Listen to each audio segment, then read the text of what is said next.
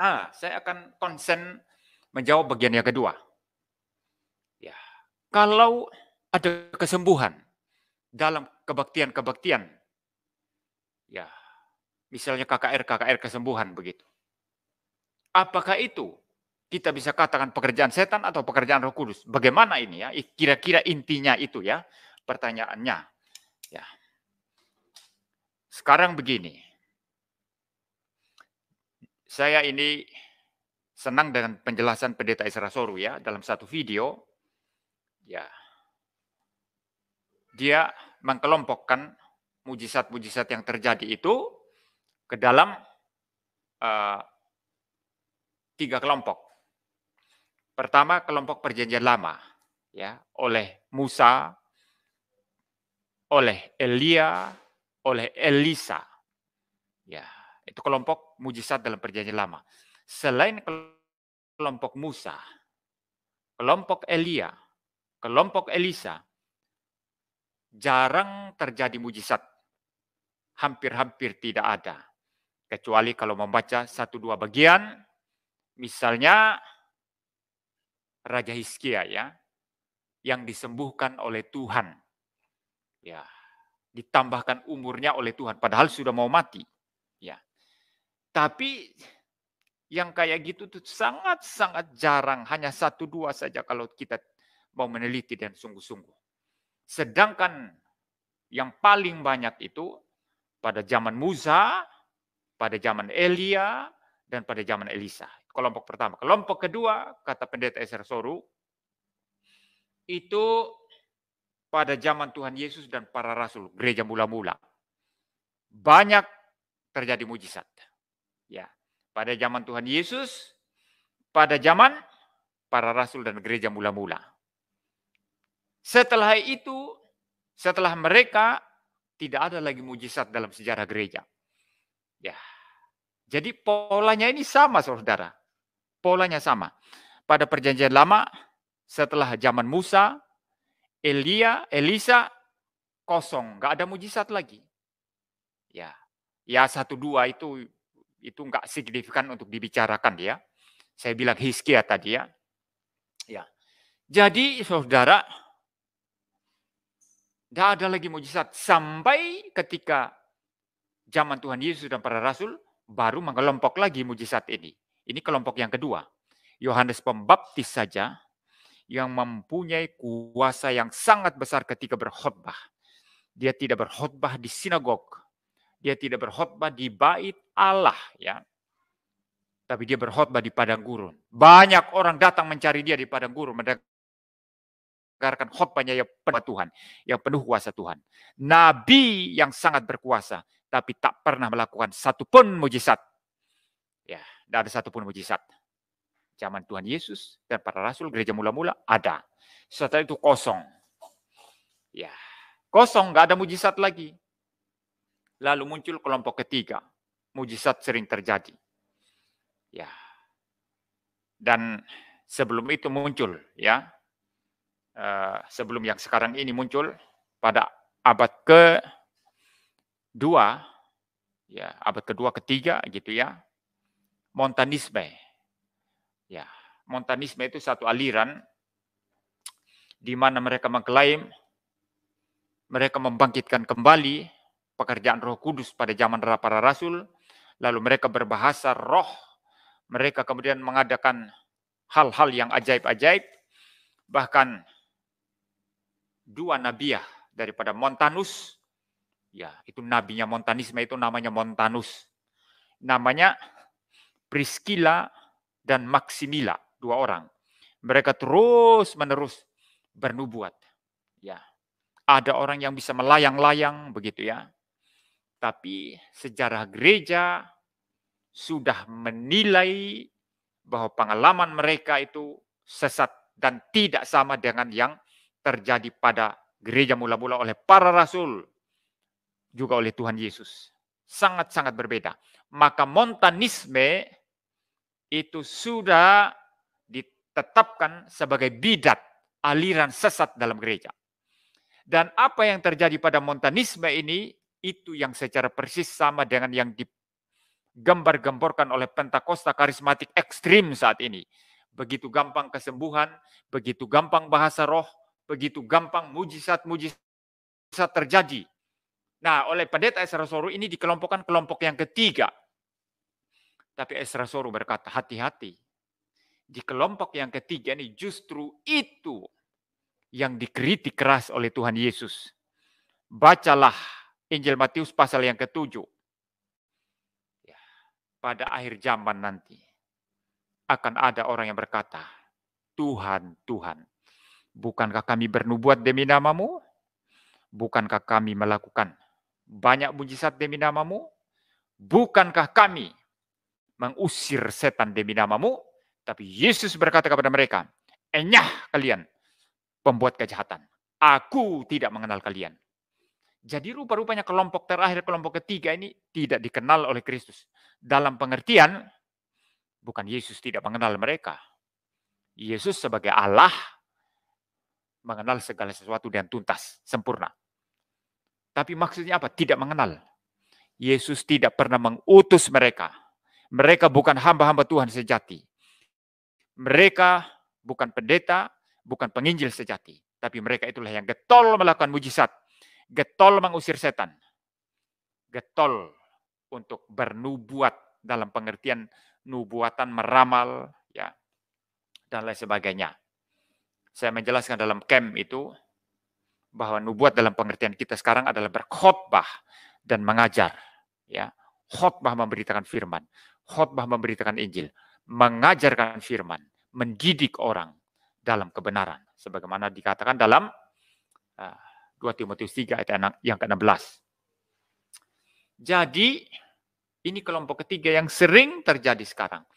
Ya, begitu gampang bahasa roh, begitu gampang terjadi mujizat setiap hari, setiap saat, setiap menit bisa terjadi. Begitu gampang. Bahkan di era Musa, Elisa tidak semudah itu terjadinya. Di era Tuhan Yesus pun dan para rasul tidak setiap saat seperti itu. Tapi yang sekarang ini benar-benar lain sendiri. Gampang terjadi. Mujizat. Tapi itu masuk kelompok ketiga. Di mana Yesus berkata, aku tidak mengenal kalian. Pembuat kejahatan. Yesus tidak pernah mengutus mereka. Ya. Tidak mengenal berarti apa? Yesus tidak pernah mengutus mereka. Ya. Dan kalau saudara teliti, kesembuhan-kesembuhan yang terjadi saat ini, itu adalah kesembuhan-kesembuhan banyak sekali yang palsu. Ada orang dibawa, didoakan, tapi kemudian 1 minggu sakit lagi. Lebih parah lagi. Hari ini ikut KKR kesembuhan. Teriak-teriak itu pendetanya. Ayo beriman, ayo bangun, lari. Lalu mereka berlari-lari. Pulang sakit lagi. Ini kesembuhan palsu.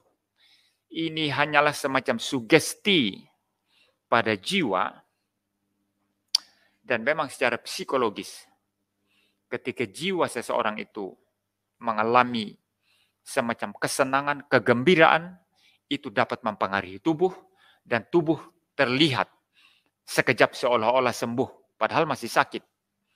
Ya, maka nanti kalau pulang, ya 1-2 minggu, 1 bulan, 2 bulan, sakit lagi. Bahkan lebih parah dan mati. Ya, itu banyak sekali terjadi seperti itu. Kedua, penipuan. Benny Hinn sudah terbukti menipu. Ya, Benny Hinn sudah terbukti menipu. Ya, dia taruh kursi-kursi orang-orang sehat, kursi roda, tapi orang-orang sehat sudah diset seperti itu. Ya, dudukkan di depan. Ya, begitu nanti Benny Hinn mengatakan, siapa yang sakit? Mau terima kesembuhan. Orang-orang ini tadi yang pada dasarnya sehat, tapi yang dibuat seolah-olah sakit, duduk di kursi roda. Naik ke atas. Lalu Benny Hinn berkata, sembuh. Dan mereka sembuh. Padahal memang nggak sakit. Ya. Ada banyak yang seperti itu. Dan akhirnya ya keponakan Benny Hinn yang namanya Kostihin membongkar penipuan Benny Hinn. Dan ini penipuan sangat-sangat kurang ajar ya dari seorang pendeta yang ngaku bisa menyembuhkan orang tapi palsu. Jadi banyak penipu ada. Kalau yang pertama tadi kesembuhan hanya karena sugesti pada jiwa. Nanti sakit lagi bahkan lebih parah dan mati. Kedua, penipuan seperti Benny Hinn. Ketiga, tetap bisa sembuh, sungguh-sungguh bisa. Tapi siapa penyebab? Setan, bukan Tuhan. Tidak mungkin Tuhan. Dalam kebaktian yang salah, dalam diri pendeta palsu, tak mungkin terjadi kesembuhan sejati. Kecuali ada seorang Kristen yang sungguh-sungguh beribadah kepada Tuhan. Ya, orang percaya sejati. Ya, tapi kekurangan pengajaran. Karena memang gereja kurang mengajar dia. Tapi hatinya sungguh-sungguh sama Tuhan. Dia orang percaya sejati. Orang Kristen sejati.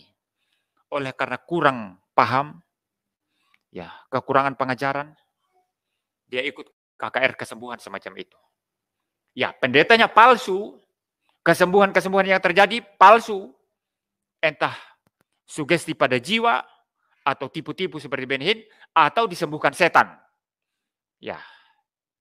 Tapi karena orang ini adalah orang Kristen sejati, yang tidak tahu bahwa kebaktian semacam itu palsu, ya, Tuhan bisa memahami pikirannya. Tuhan terlalu paham tentang pergumulannya. Dan Tuhan bisa menyembuhkan dia. Bukan karena pendeta palsu itu tadi yang bilang sembuh, bukan. Bukan karena setan, ya bukan. Tapi karena Tuhan memang mau menyembuhkan dia. Ya, bisa. Maka dalam kebaktian-kebaktian kesembuhan yang palsu-palsu zaman ini, mungkin ada 1-2 orang Kristen sejati yang tidak tahu apa-apa lalu ikut itu dan disembuhkan Tuhan. Bisa terjadi.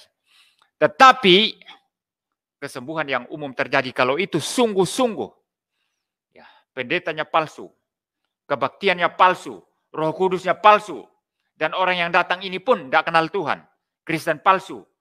Kok dia bisa sembuh? Bisa. Siapa yang sembuhkan? Setan yang sembuhkan, bukan Tuhan yang sembuhkan.